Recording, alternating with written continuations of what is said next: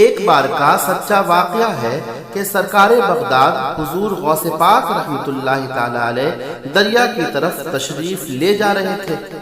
جب آپ دریا کے کنارے پہنچے تو وہاں دیکھا کہ ایک بوڑھی خاتون ہے جو بہت ہی زیادہ غمزدہ اور پریشان ہے، اور وہ زار و قطار پھوٹ پھوٹ کر رو رہی تھی۔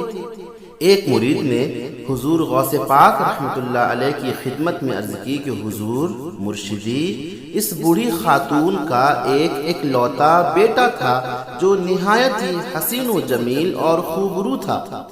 اس بوڑھی خاتون نے اس اپنے بیٹے کی شادی رچائی، دولہا نکاح کر کے دلہن کو اسی دریا میں کشتی کے ذریعے اپنے گھر لا رہا تھا کہ اچانک سے خدا کا فیصلہ ایسا ہوا کہ کشتی الٹ گئی، سارے باراتی بھی ہلاک ہو گئے اور ساتھ ہی ساتھ دولہا اور دلہن بھی ختم ہو گئے۔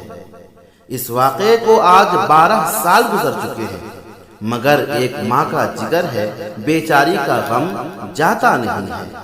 یہ ماں روزانہ یہاں دریا پر آتی ہے اور بارات اور اپنے بیٹے اور اپنے بہو کو نہ پا کر رو دھو کر چلی جاتی ہے۔ سرکار غوث پاک کو اس بوڑھی خاتون پر بڑا ترس آیا۔ آپ نے اللہ کی بارگاہ میں دعا کے لیے ہاتھ اٹھا دیے۔ تھوڑی دیر تک تو کچھ بھی ظاہر نہ ہوا، پھر سرکار غوث پاک بے تاب ہو کر اللہ کی بارگاہ میں عرض کرنے لگے، اے اللہ، اس قدر تاخیر کیوں ہو رہی ہے؟ غیب سے ایک ندا آتی ہے، غیب سے ایک آواز آتی ہے، اے میرے پیارے، یہ تاخیر حکمت اور تدبیر کے خلاف نہیں ہے۔ ہم چاہتے تو ایک ہی حکم کن سے ساری زمین و آسمان کو پیدا کر دیتے، مگر حکمت اور تدبیر کا تقاضا یہ تھا کہ 6 دن میں پیدا کیے جائیں۔ لہذا بارات کو ڈوبے ہوئے 12 سال بیت چکے ہیں۔ اب نہ وہ کشتی باقی ہے اور نہ ہی اس کشتی پر سوار ہونے والے کوئی آدمی۔ تمام انسانوں کا گوشت وغیرہ بھی دریائی جانور کھا چکے ہیں۔ لہذا ریزے ریزے کو جسم کے اجزاء میں اکٹھا کروا کر دوبارہ زندگی کے مرحلے میں داخل کر دیا گیا ہے۔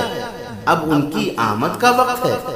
ابھی یہ بات مکمل بھی نہیں ہوئی تھی کہ اچانک سے وہ کشتی اپنے تمام تر ساز و سامان کے ساتھ اور دولہا دلہن کے ساتھ اور تمام باراتیوں کے ساتھ پانی کے اوپر ظاہر ہو گئی، اور چند ہی لمحوں میں وہ کشتی کنارے پر آ کر لگ گئی۔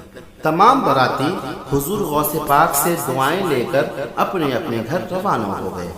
جب یہ غوث پاک کی کرامت جنگل کی آگ کی طرح چاروں علاقے میں پھیلتی ہے تو لوگ جوق در جوق آ کر سرکار غوث پاک کی خدمت میں حاضر ہوتے ہیں اور کلمہ اسلام پڑھ کر سرکار غوث پاک کے مبارک ہاتھوں پر توبہ کر کے اسلام قبول کرتے ہیں۔